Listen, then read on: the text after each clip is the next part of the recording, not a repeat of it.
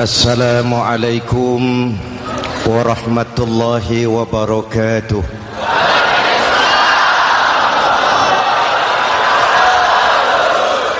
Alhamdulillahillazi ja'ala ramadhana syahra siyami lil mu'minin. Wassalatu wassalamu ala asyrafil mursalin Sayyidina Muhammadin wa ala alihi wa sahbihi ajma'in, amma ba'du. Para ulama yang saya muliakan, para pejabat baik sipil maupun militer yang saya hormati, alhamdulillah malam ini atas izin Allah, mudah-mudahan yang kita laksanakan ini merupakan bagian dari amal ibadah kita di bulan suci Ramadan ini.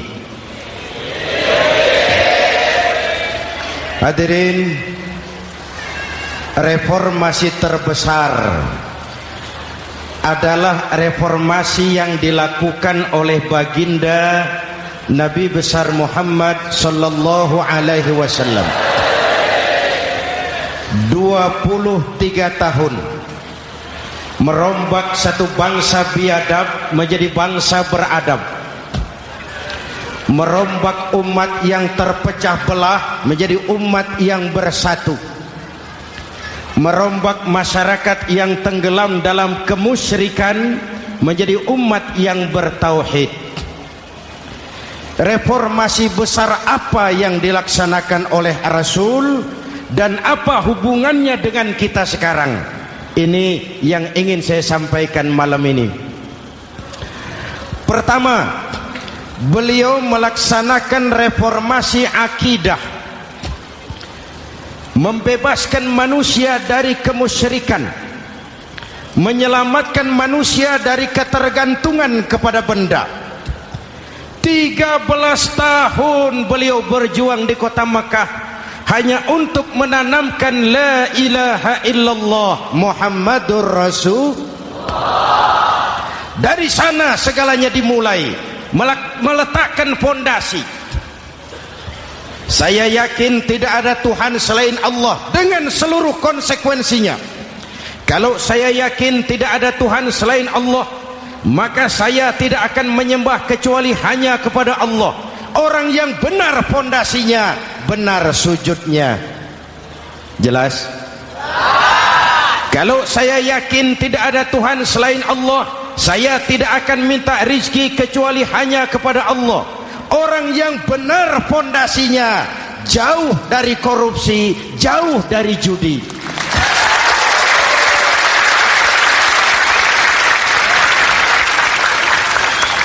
Kalau saya yakin tidak ada Tuhan selain Allah, saya tidak akan menggantungkan hidup kecuali hanya kepada Allah. Saya tidak akan melarikan persoalan kecuali hanya kepada Allah. Saya tidak akan pernah takut kecuali hanya kepada Allah. Saya tidak akan minta tolong kecuali hanya kepada Allah. Inilah generator yang membangkitkan seluruh nilai-nilai amal kita. Kita puasa, kita sujud, kita jihad, itu kan karena nilai iman. Betul? Imannya tidak kelihatan, yang kelihatan gejalanya. Mic ini berbunyi karena ada strom. Percaya apa tidak? Kelihatan stromnya? Kok tahu ada strom dari mana? Dari bunyi. Ada suaranya itu, ada stromnya. Kenapa? Bunyi. Lampu menyala karena ada strom. Kipas angin berputar karena ada strom. Betul? Jadi kalau ada strom bunyi dong. Kalau ada strom lampunya nyala dong. Kalau ada strom kipas anginnya muter dong. Artinya apa? Kalau ada iman sujud dong. Kalau ada iman jihad. Udah dangdong.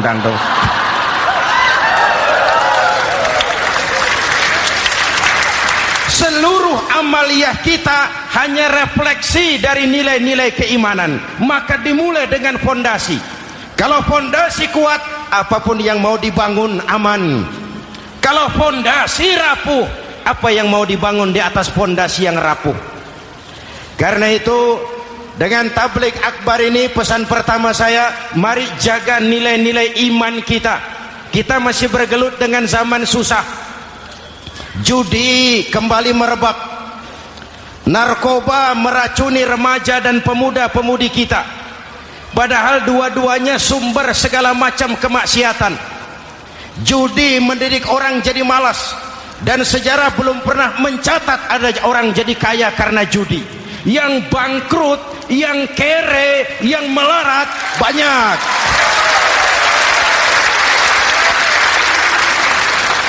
Makanya saya bersyukur di sini nggak ada yang judi. Nggak ada, mana saya nggak lihat di sini. Entahlah kalau di luar sini.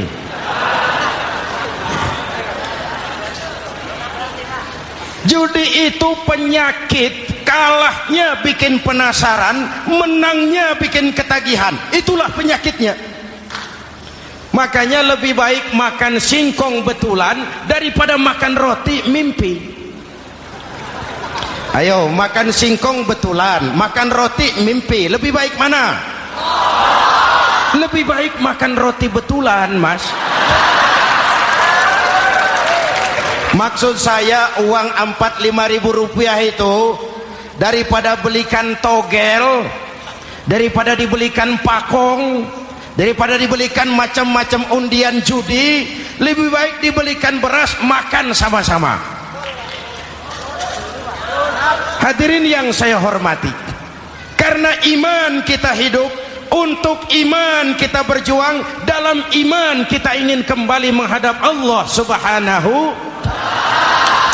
Dahulu pun orang-orang tua kita berjuang memerdekakan negeri tercinta ini. Apa faktor penggerak utamanya? Iman. Imanlah yang mengajarkan orang-orang tua kita, hubbul watan minal iman. Cinta tanah air bagian daripada iman. Lah, tanah air kita kan bukan Aljazair. Tanah air kita bukan Palestina. Tanah air kita bukan Mesir. Tanah air kita mencintai Indonesia bagian daripada iman. Yang datang menjajah kebetulan kafir. Nah ini, bertemulah cinta tanah air dengan semangat jihad yang diajarkan agama. Lalu bangkitlah para ulama, bangkitlah para kiai, bangkitlah para santri, berjuang memerdekakan negara tercinta ini. Saya tanya lagi, orang-orang tua kita dahulu berjuang melawan penjajah, senjatanya apa? Bambu runcing. Jenderal mana mau taruhan bambu runcing merdeka melawan tank? Bambu runcing merdeka melawan meriam. Bambu runcing merdeka melawan tentara-tentara profesional yang terlatih dengan baik. Menurut logika tidak mungkin. Menurut kebiasaan tidak bisa. Menurut rasio impossible. Entoh nyatanya kita merdeka. Lalu para pendiri Indonesia dengan jujur mencantumkan dalam mukaddimah Undang-Undang Dasar Negara kita kalimat yang berbunyi, dengan berkat rahmat Allah yang Maha Kuasa. Ada tidak itu dalam pembukaan Undang-Undang Dasar? Ada apa tidak? Pokoknya biar belum pernah baca, ada gitu saja sudah ya, biar lancar urusan. Saya yakin kalimat ini bukan lipstick, not decoration only. Kalimat ini pengakuan moral, pengakuan batin yang sangat jujur dari para pendiri Indonesia bahwa Allah campur tangan dalam proses kemerdekaan. Kalau tidak, nggak ada ceritanya bambu runcing merdeka melawan tank.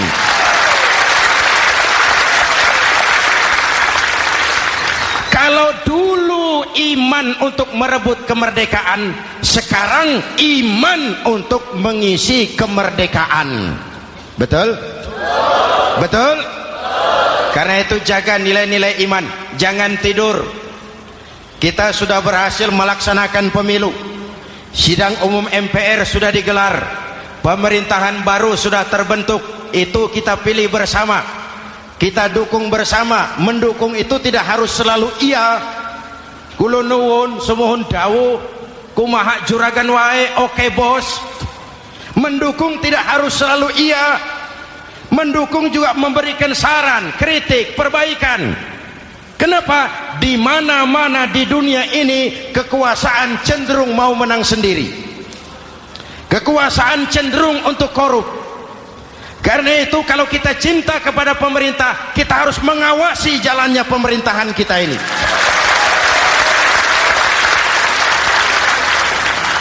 Pengalaman ketika Orde Baru berdiri, kita percaya, kita serahkan penuh, lalu kita tidur. Akhirnya kita jadi susah sendiri. Betul? Umat Islam tidak boleh jatuh dua kali di tempat yang sama. Hari ini lewat sini jatuh wajar, belum tahu barangkali. Besok lewat sini lagi jatuh lagi, goblok tenan. Masa jatuh dua kali di tempat yang sama itu bagaimana? Hadirin yang saya hormati, nilai-nilai iman, intan paling mahal, mutiara paling berharga, tidak lain nilai iman. Imanlah yang menyebabkan kita gembira menyambut datangnya Ramadan, menyingsingkan lengan baju, menghamparkan sajadah, melakukan pendekatan yang intens kepada Allah. Kenapa? Kita mengerti nilai Ramadan. Tempo hari saya berikan contoh. Di tangan kanan saudara ada berlian, harganya 50 juta. Di tangan kiri saudara ada rumput seikat. Berlian dan rumput ini taruh di depan kambing. Kira-kira mana yang diambil kambing? Rumput, dasar kambing. Kambing tidak ngerti nilai berlian. Padahal kalau kambing sedikit mau pakai otak. Kalau berlian yang saya ambil, kata kambing, lalu saya bawa ke pasar, kemudian saya jual, harganya 30 juta, lalu dibelikan rumput, dapat rumput sekabupaten.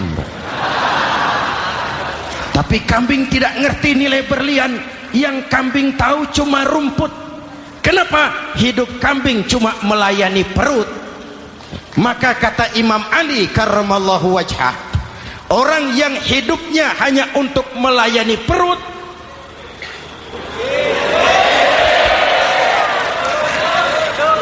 saudara yang ngomong ya, tanggung jawab. Saya kan cuma mulai, kenapa diterusin?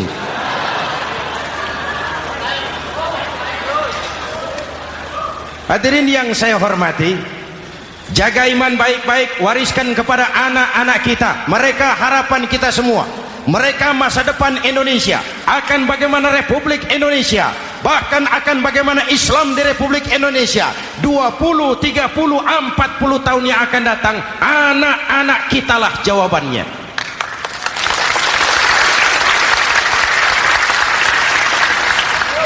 Mereka mau jadi apa, persilahkan, asal iman merupakan landasan hidupnya. Anak-anak kita boleh jadi jenderal, asal jenderal beriman. Boleh jadi pejabat, pejabat beriman.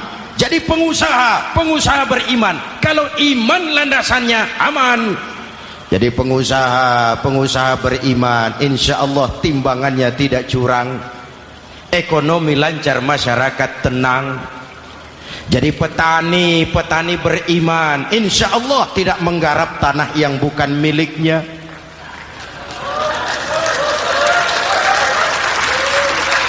Jadi pejabat, pejabat beriman, insya Allah korupsinya sedikit.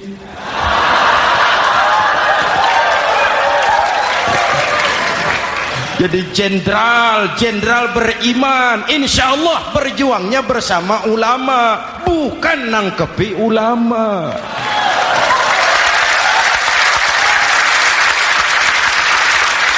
Jadi teknokrat, teknokrat beriman. Jadi pengusaha, pengusaha beriman. Jadi seniman, seniman beriman. Jadi maling. Nggak ada, mana ada maling beriman. aman landasannya, insya Allah aman. Ini yang pertama. Yang kedua, baginda Nabi melaksanakan reformasi sosial. Berupa apa? Membebaskan manusia dari ras diskriminasi, mengikat manusia dengan tali akidah. Diciptakan kita dari laki-laki dan perempuan, dijadikan kita bersuku-suku dan berbangsa-bangsa. Bahkan Quran memulai dengan kalimat syu'ub, wa ja'alnakum syu'uban wa qabaila. Kami jadikan kamu berbangsa-bangsa dan bersuku-suku agar kamu saling mengenal satu dengan yang lain. Saya ingin mengulangi imbauan saya, mari kita tingkatkan kerukunan, 3 macam kerukunan.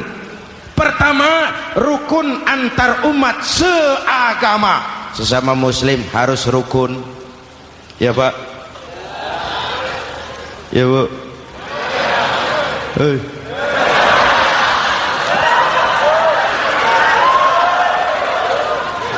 Malam ini saya tidak merasa sebagai tamu di sini. Saya hanya keluarga di tengah-tengah keluarganya.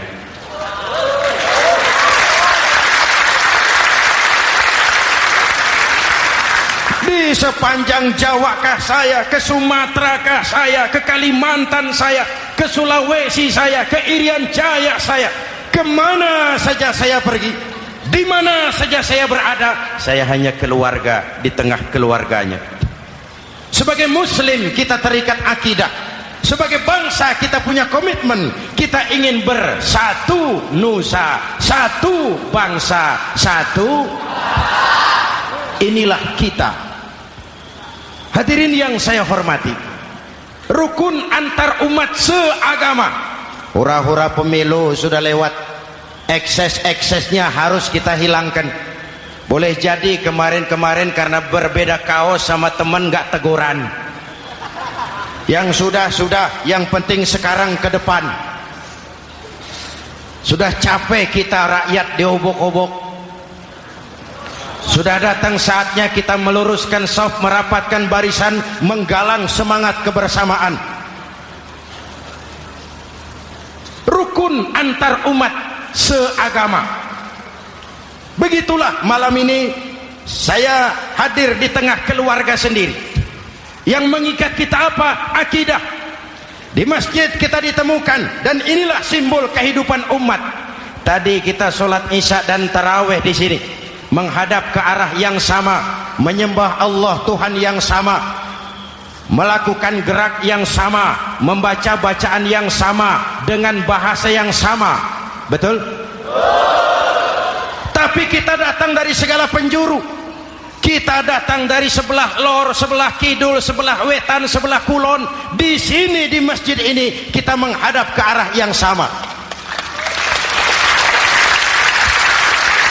Kita yang hadir di sini boleh jadi ada yang dari Sumatera, Kalimantan, Sulawesi, Irian Jaya, tapi kita adalah Indonesia.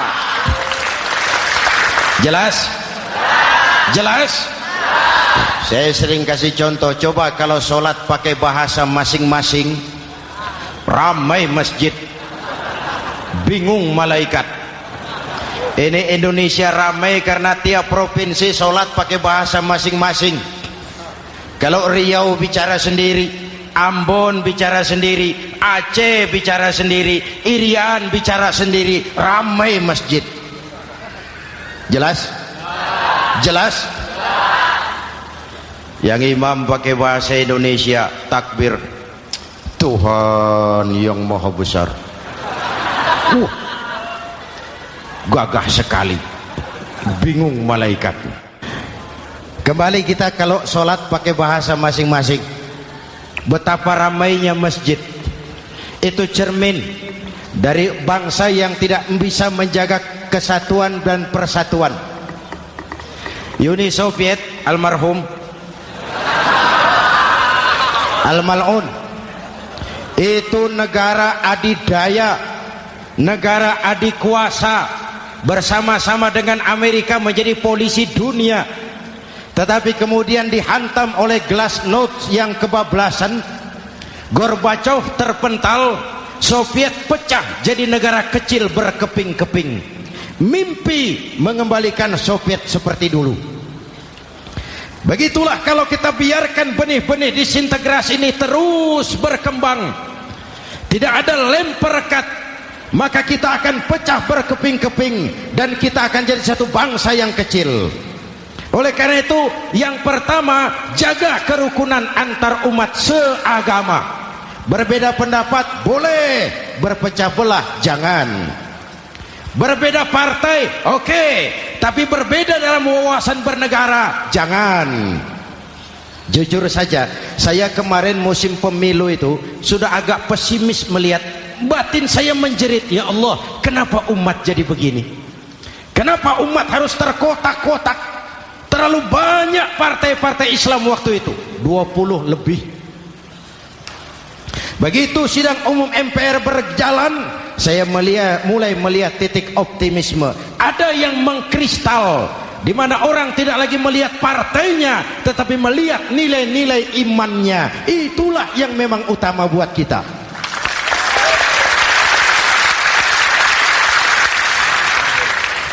Ini yang pertama, rukun antar umat seagama.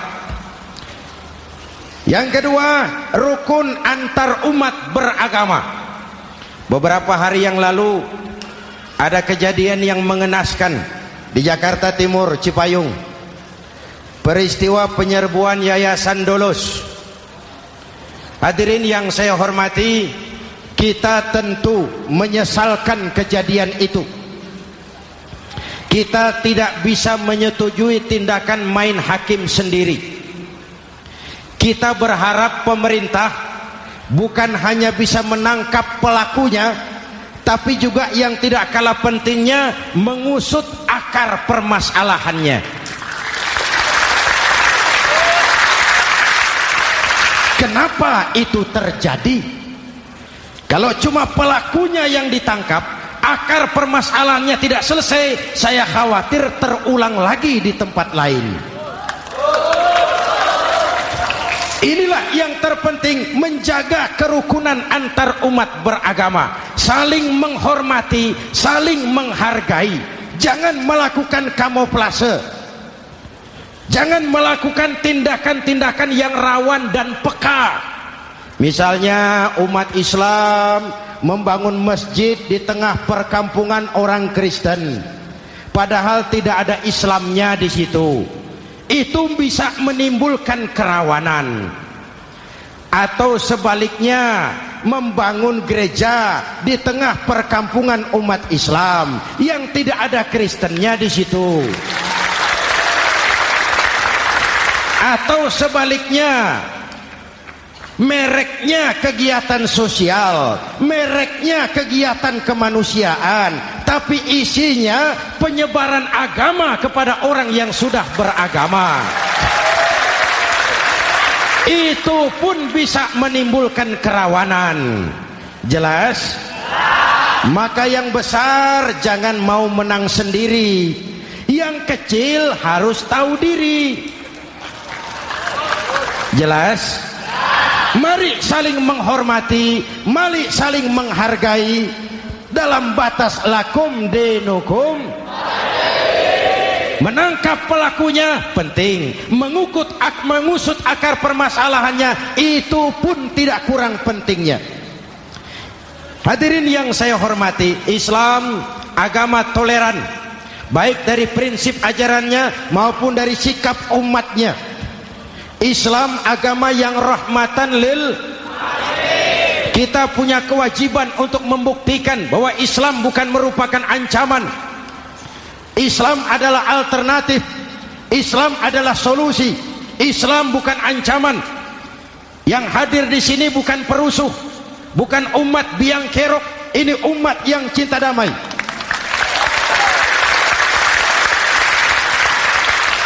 Ini umat yang tidak pernah mencari-cari musuh, tapi juga tidak akan pernah lari kalau bertemu musuh. Mari kita jaga kerukunan antar umat beragama. Jangan sampai peristiwa Dolos terulang lagi di tempat-tempat lain. Saling menghargai, saling menghormati. Jangan main hakim sendiri. tapi juga jangan mau menang sendiri. Hadirin yang saya hormati, dengan menjaga kerukunan antar umat beragama, akar keutuhan kita sebagai bangsa semakin terpelihara. Lalu yang ketiga, rukun antar umat beragama dengan pemerintah. Tadi kita sholat di sini ada imam, ada makmum, betul? Kalau makmum siapa saja boleh, Mas. Tidak ada pemilihan makmum. Fikih itu ketat kalau sudah memilih imam. Nih makmum siapa saja. Pak, itu orang pemabuk itu, boleh jadi makmum. Suka mencuri, Pak, boleh jadi makmum. Bacaannya tidak fasih, boleh jadi makmum. Ketinggalan 1 rakaat, boleh jadi makmum. Tapi tidak tiap orang boleh jadi imam. Kenapa? Imam mau mimpin orang banyak. Kalau dia bodoh, bagaimana nasib makmumnya?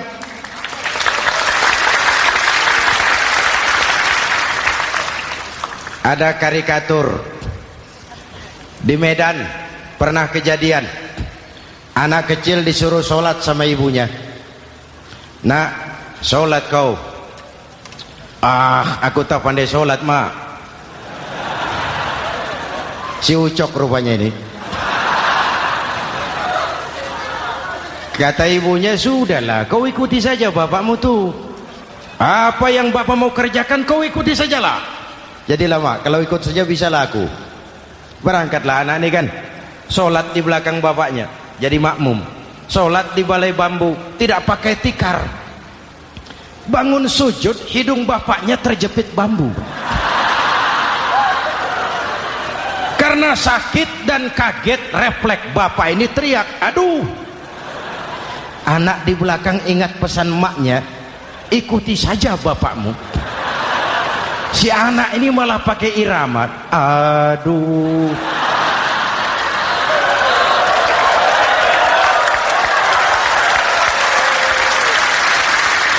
Lah, ada yang lebih gendeng lagi. Mendengar anaknya mengadu, bapaknya menoleh ke belakang. Kata bapaknya, kau kejepit juga, Cok, katanya. Sholat jadi ngobrol. Kalau makmum dan imam sama bodohnya, rusak sholat ini.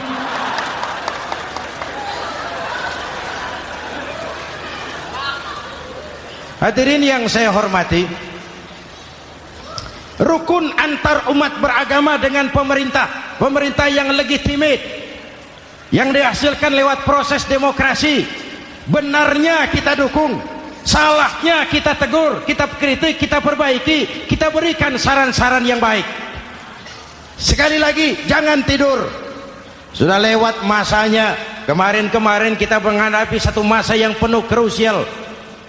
Sudah datang saatnya kita bersama-sama bahu-membahu mengatasi kesulitan besar yang tengah kita hadapi sekarang ini.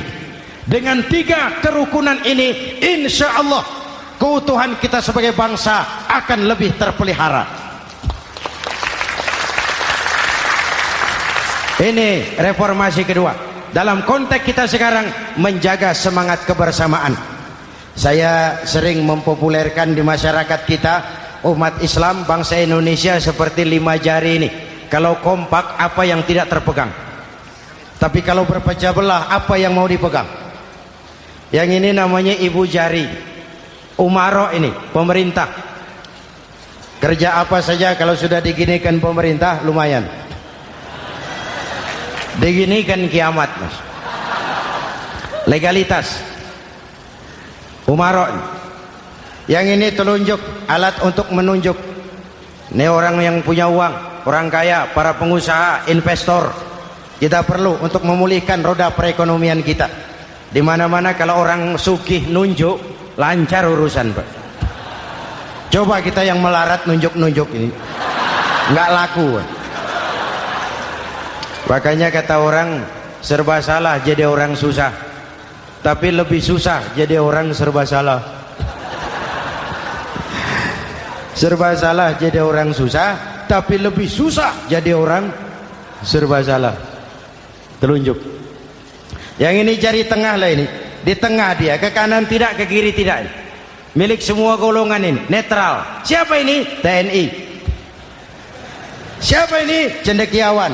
Siapa ini? Ulama idealnya itu. Milik semua, tidak kemana-mana tapi ada di mana-mana. Nggak bisa diajak suitan ini. Nggak ada anak-anak main kelereng suitnya begitu, itu nggak ada.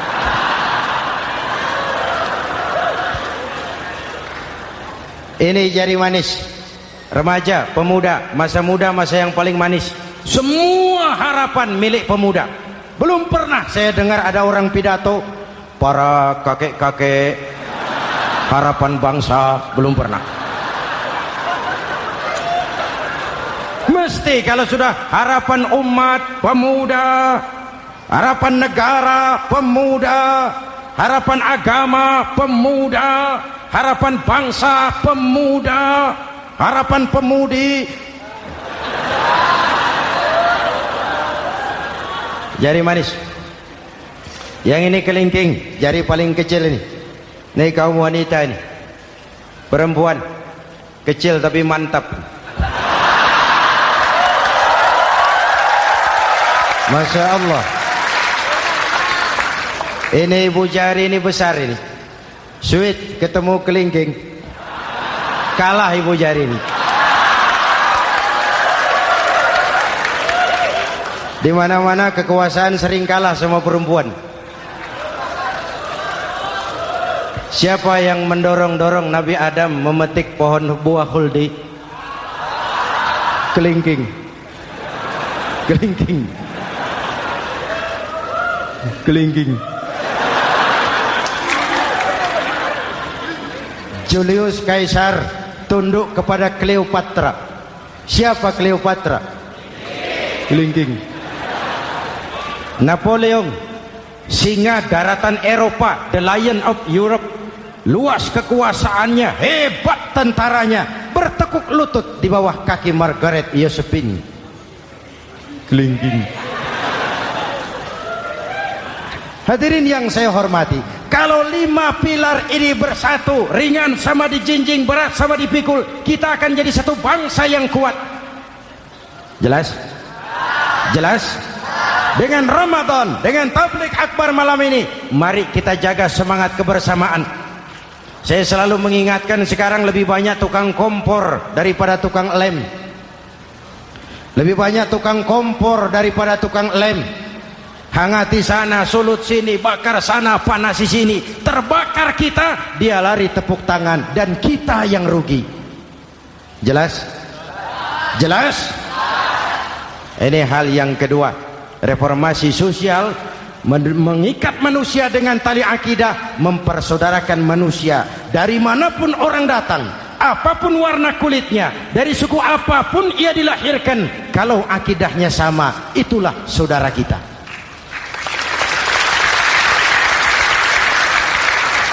Kembangkan terus kerukunan antar umat seagama, antar umat beragama, dan antar umat beragama dengan pemerintah. Muslim bagaikan satu tubuh. Jikalau yang satu sakit, yang lain ikut merasakan sakit. Muslim bagaikan sebuah bangunan, yang satu sama lain harus saling memperkuat. Ada yang jadi tiang, tentu.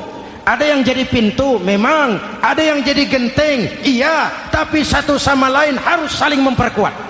Tidak bisa genteng ngomong sama tiang.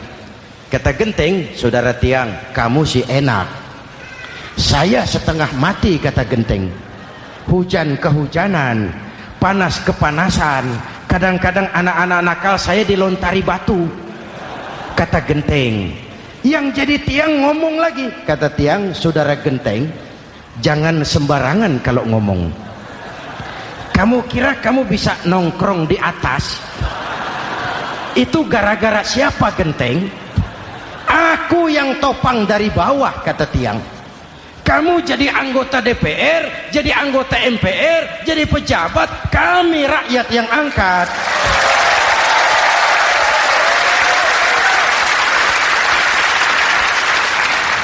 Jangan waktu di bawah rajin ngamalkan ayat kursi, dapat kursi lupa sama ayat.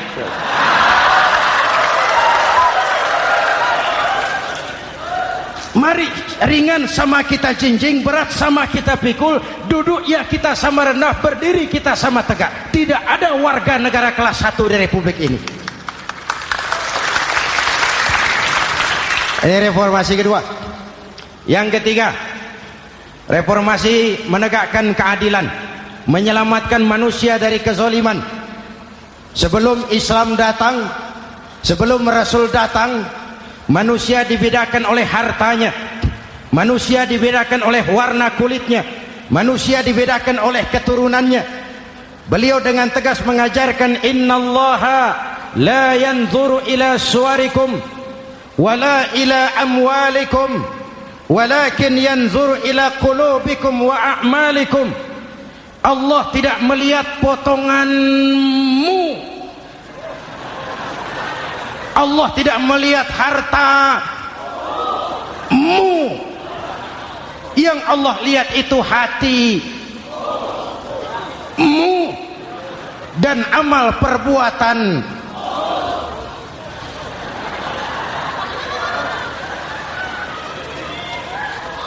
Perjuangan menegakkan keadilan. Hadirin yang saya hormati, itulah yang menyebabkan reformasi kita menggelinding, menuntut keadilan, baik keadilan di bidang politik, keadilan di bidang ekonomi, keadilan di bidang hukum. Nabi pernah mengingatkan, hakim, kata Nabi, itu ada 3 macam. Al-qudatu salasatun. Hakim ada 3 macam. 1 di surga, 2 di neraka. Hadirin yang saya hormati, siapa yang hakim ke surga itu? Ada hakim yang tahu tentang kebenaran, lalu siap melaksanakan kebenaran itu, menghukum dengan kebenaran apapun resikonya, walaupun dimusuhi atasannya, walaupun bertentangan dengan nuraninya, karena itu orang yang dia sukai, tapi dia tetap melaksanakan hukum. Hakim yang mengerti tentang kebenaran sesuatu lalu melaksanakan hukum dengan kebenaran itu yang akan sampai ke surga.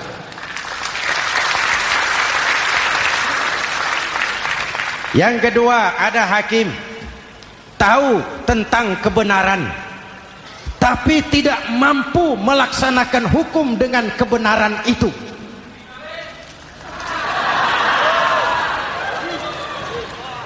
Tahu sesuatu itu benar tetapi tidak punya nurani untuk membela kebenaran, mengetahui kebenaran tapi tidak berdaya untuk memperjuangkan kebenaran.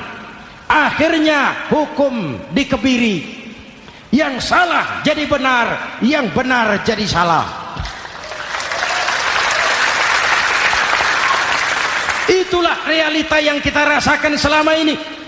Yang baca Quran dengan suara merdu dapat piala, yang mengamalkan Quran dengan konsekuen dapat penjara, yang berteriak-teriak menegakkan keadilan dianggap aneh, yang korupsi habis-habisan hidup terhormat.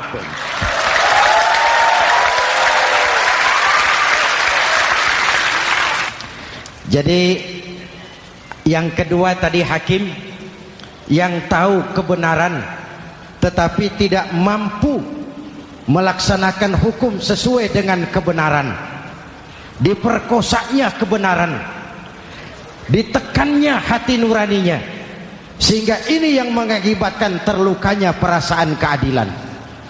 Yang ketiga lebih celaka lagi, ada hakim yang tidak mengerti tentang kebenaran lalu melaksanakan hukum dalam ketidakmengertiannya, bodoh melaksanakan hukum dalam kebodohan. Itu pun menyebabkan orang masuk neraka. Na'udzubillah.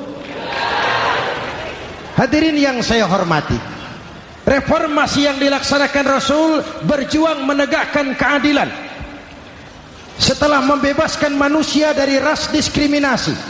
An-nas kulluhum li Adam wa Adam min turab, la fadla li arabiyyin ala ajamiyyin illa bitaqwa. Seluruh manusia berasal dari Adam. Adam diciptakan dari tanah, dan tidak ada kelebihan Arab dengan yang bukan Arab kecuali dengan takwanya. Nah, saya masih ingat sebuah cerita. Mau dengar? Mau dengar? Pada waktu Umar bin Khattab radhiyallahu anhu menjadi khalifah, menjadi Amirul Mukminin, itu yang jadi gubernur di Mesir adalah Amr bin As. Satu saat Amr bin As ingin mendirikan masjid, tapi tanah lokasi masjid itu milik orang Yahudi, ada gubuk di situ. Dipanggil Yahudi ini oleh Amr bin As. Saudara Yahudi, iya. Itu rumahmu ya? Iya. Sudah tahu belum? Belum. Ya memang saya belum kasih tahu. Begini, kamu bangun sembarangan saja, rumahmu kena jalur hijau itu. Lalu saya mau bangun masjid di situ. Ya tapi ada rumah saya, Pak. Sudahlah, rumahmu saya bayar, saya beli. Enggak mau, Pak. Rumah saya cuma itu-itunya. Saya bayar 2 kali lipat. Enggak mau, Pak. Enggak mau. Sudahlah, saya ganti rugi. Ya, enggak mau, Pak. Namanya juga ganti rugi, Pak. Biar digantikan tetap rugi. Mangkel Amr bin As ini wong cilik kok bertingkah amat. Si amat aja enggak bertingkah. Panggil Kamtib. Hei, gusur. Ditarik rumah Yahudi ini, ambrol. Menitiskan air mata si Yahudi di sudut kehidupan. Begini wong cilik ini sudah jatuh tertimpa tangga. Rumah cuma sak gubuk-gubuknya diderek oleh petugas. Pikir-pikir Amr bin As kan cuma gubernur, di atasnya kan masih ada khalifah Umar bin Khattab. Saya mau lapor ke pusat.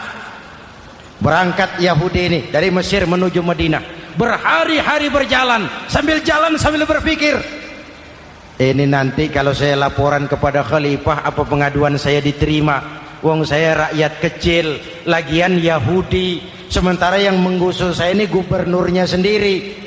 Terus dia berjalan sampai di kota Madinah. Lewat tengah hari dia mulai cari-cari. Ada orang, ketemu orang sedang tidur di bawah pohon kurma. Selamat siang, Pak. Siang. Saya mau numpang tanya, Pak. Tanya apa? Bapak tahu Khalifah Umar bin Khattab? Tahu. Istananya di mana, Pak? Istananya di atas lumpur. Di atas lumpur? Iya. Pakaian kebesarannya apa, Pak? Sutra? Bukan. Pakaian kebesarannya malu dan takwa. Pengawalnya banyak, Pak. Banyak? Berapa peleton? Pengawalnya yatim, orang jompo, kelompok mustad'afin, orang-orang lemah, janda-janda tua.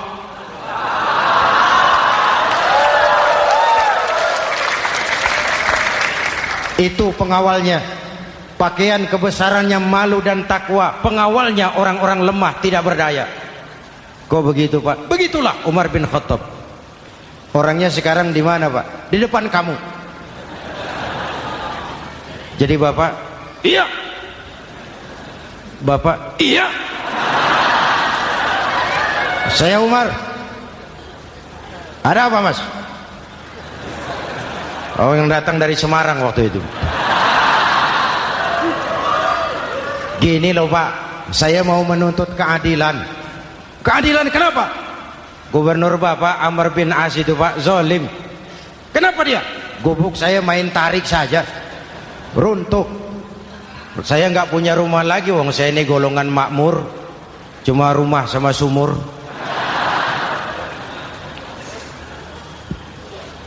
Lalu untuk apa? Katanya dia mau bangun masjid di situ, Pak. Dipaksanya rumah kamu ditarik sampai runtuh. Iya. Yahudi?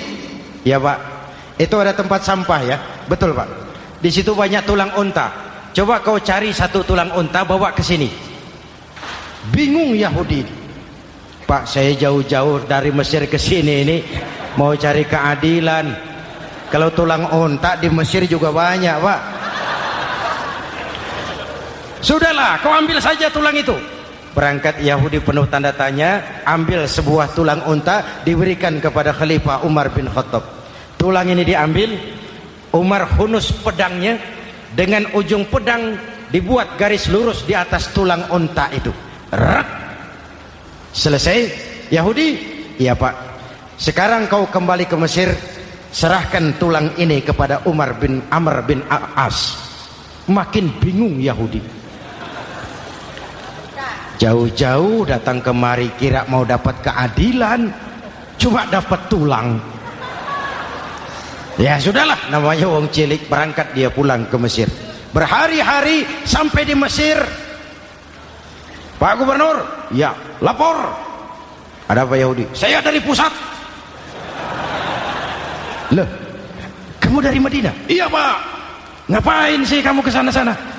Nuntut keadilan. Kamu bertemu Khalifah? Ketemu Pak. Terus tulang.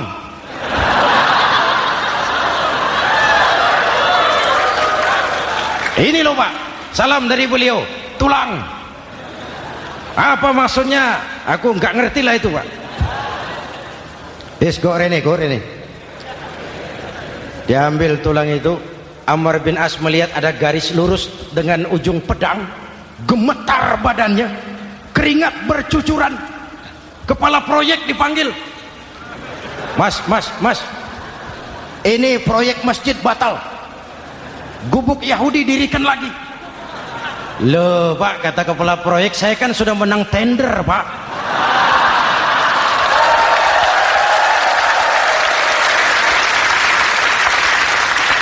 Wes, nggak ada urusan, sampean mau menang mau kalah tender, proyek batal. Itu gubuknya Yahudi dirikan lagi. Yahudi makin bingung. Ada gubernur dapat tulang gemeter. Pak Gob, ya, sebenarnya apa yang terjadi? Apa-apa? Kamu sedikit-sedikit main pusat.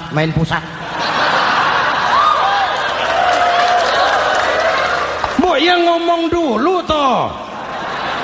Ya kan awalnya saya sudah ngomong Pak, tapi gubuk saya tetap ditarik. Percuma ya saya ke pusat Pak. Saya dapat teguran keras dari Khalifah. Tahu kau apa artinya ini? Seolah beliau berkata, "Hai Amr bin As, jangan mentang-mentang sedang berkuasa kau bertindak seenakmu. Berlaku lurus dan adillah kamu seperti lurusnya garis di atas tulang ini."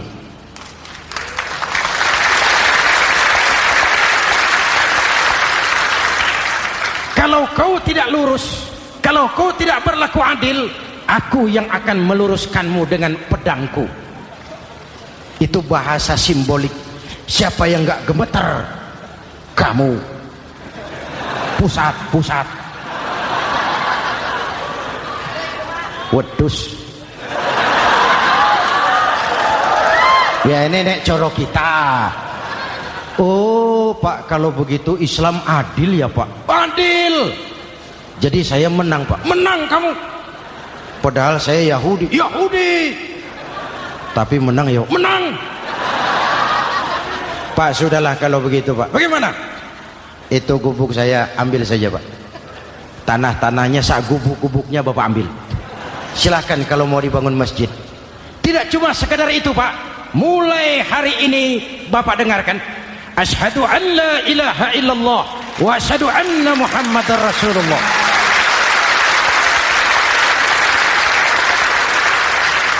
Yahudi bisa menang perkara menghadapi gubernur. Kalau ini terjadi di Indonesia,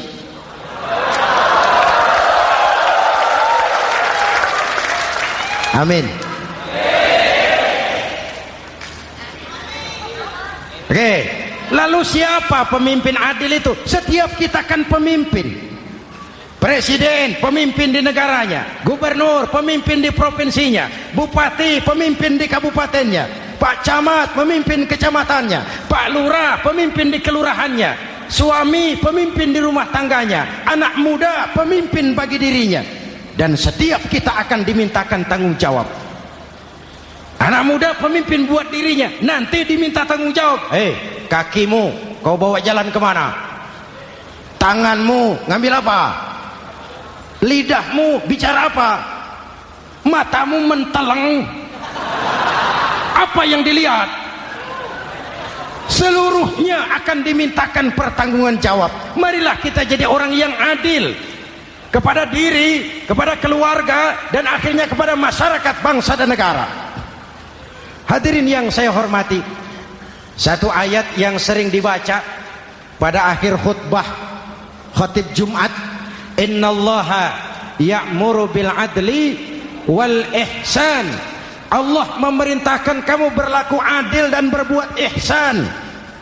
Tidak sekadar adil tapi ihsan. Ihsan nilainya lebih tinggi dari adil. Contoh, nak, tolong taruh telur itu di pinggir meja. Anak yang adil apa adanya, ditaruh telur di pinggir meja. Anak yang ihsan lain. Lah iya, perintahnya sih di pinggir meja, tapi kalau pas di pinggir meja kan jatuh ke bawah. Ke tengah sedikit. Ini ihsan. Oleh karena itu, mari, perjuangan menegakkan keadilan masih panjang. Jalannya tidak lurus bertabur bunga, menanjak, menurun, banyak onak dan duri.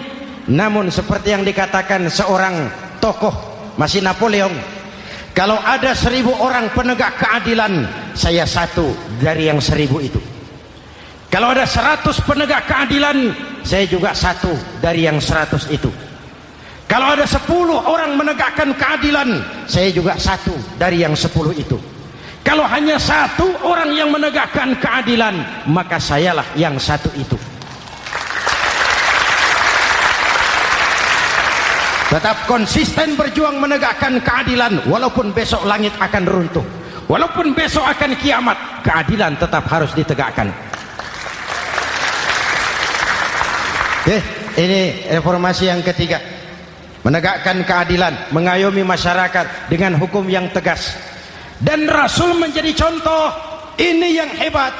Misalnya beliau berkata, wallazi nafsi biyadihi law anna Fatimah binti Muhammadin sarqat laqata'a Muhammadun yadaha. Demi Allah, andai kata Fatimah putri Muhammad mencuri, jangan orang lain, Muhammad sendiri yang akan memotong tangannya. Hukum berwibawa, masyarakat terlindungi. Kenapa? Nabi jadi contoh. Jelas? Beliau mengajarkan orang beramal. Kepada putrinya beliau mengatakan apa? I'mali ya Fatimah, i'mali fa inni la ughni anki minallahi syai'a. Fatimah, beramal kau. Fatimah, beramal kau. Fatimah, solat kau. Fatimah, puasa kau. Fatimah, zakat kau. Fatimah, haji kau. Kalau kau tidak beramal Fatimah, aku ayahmu Rasulullah tidak akan sanggup membelamu di akhirat nanti. Ini keadilan. Tidak mentang-mentang putri kesayangan Nabi lalu sudah Fatimah kamu nggak sholat nggak apa-apa, nanti di akhirat ada papi. Jauh dari semangat nepotisme. Putri beliau sendiri ditekankan, i'mali ya Fatimah fa inni la ughni anki minallahi syai'a. Beramal kau Fatimah, kalau kau tidak beramal, aku ayahmu tidak akan sanggup membela kamu di akhirat nanti. Inilah inti dari nilai keadilan. Jauh dari nepotisme, apalagi kolusi. Hadirin yang saya hormati, lalu saya masuk kepada yang keempat. Reformasi keempat yang dilaksanakan oleh baginda Rasul, menyelamatkan manusia dari gaya hidup sekuler, menyelamatkan manusia dari gaya hidup materialis, mengajarkan keseimbangan. Ada hidup sesudah mati, ada akhirat sesudah dunia. Betul? Betul? Kalau saja tidak ada hidup sesudah mati, kalau saja tidak ada akhirat sesudah dunia, persilahkan hiduplah saenae, nek perlu saenae udelmu dewe. Sayang. Ada hidup sesudah mati, ada akhirat sesudah dunia.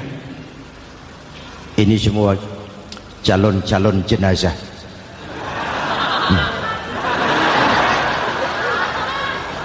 calon lurah belum tentu jadi lurah, calon gubernur yang antri panjang, calon menteri mimpi, calon jenazah pasti. Betul? Karena ada hidup sesudah mati, ada akhirat sesudah dunia. Ini jadi rem. Saya kepengen kaya, tapi kalau menipu orang bagaimana dikubur? Saya kepengen naik pangkat, tapi kalau memfitnah orang bagaimana di akhirat? Melahirkan disiplin. Tujuan keyakinan akhirat mewarnai cara kita hidup di dunia. Hadirin, mari kita berdoa. Semoga semua yang hadir di sini dikuatkan iman dan Islam, dikokohkan kesatuan dan persatuan, dimurahkan rezeki untuk meningkatkan ibadah. Al-Fatihah. Bismillahirrahmanirrahim. Alhamdulillahirabbil alamin. Arrahmanirrahim. Maliki yaumiddin.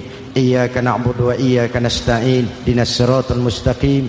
Siratal ladzina an'amta 'alaihim ghairil maghdubi 'alaihim waladdallin. Amin. Nanti di akhir doa sama-sama kita kumandangkan kalimat tauhid. Bismillahirrahmanirrahim. Amin. Alhamdulillahirabbil alamin. Allahumma salli wa sallim mubarik ala sayyidina Muhammadin wa ala alihi wa sahbihi ajma'in. Allahumma rabbana taqabbal minna salatana wa siyamana wa qiyamana wa takhashu'ana wa ta'abbudana wa tammim taksirana ya arhamar rahimin. Allahumma ja'alna minas su'ada'il maqbulin wa la taj'alna minal ashqiya'il mardudin. Ya Allah, dengan sepenuh perasaan dan pengharapan, dengan segala kerendahan dan kelemahan, kami bermohon kehadirat-Mu. Tautkan hati kami bangsa Indonesia, satukan langkah kami untuk menata hari esok yang lebih baik. Karuniakan kami pemimpin-pemimpin yang takut kepadamu dan sayang kepada kami. Berikan mereka kekuatan zahir dan batin untuk membawa kami rakyat dan bangsa Indonesia keluar dari kesulitan besar ini menuju masyarakat yang adil dalam kemakmuran dan makmur dalam keadilan di bawah naungan ridha-Mu. Ya Allah, selamatkan kami dari perpecahan, selamatkan kami dari pertikaian, selamatkan kami dari bahaya kemunkaran dan kezaliman. Rabbana hab lana min azwajina wa dhurriyyatina qurrata a'yun waj'alna lil muttaqina imama. Afdalu ma qultuhu ana wan nabiyyuna min qabli. La ilaha illallah.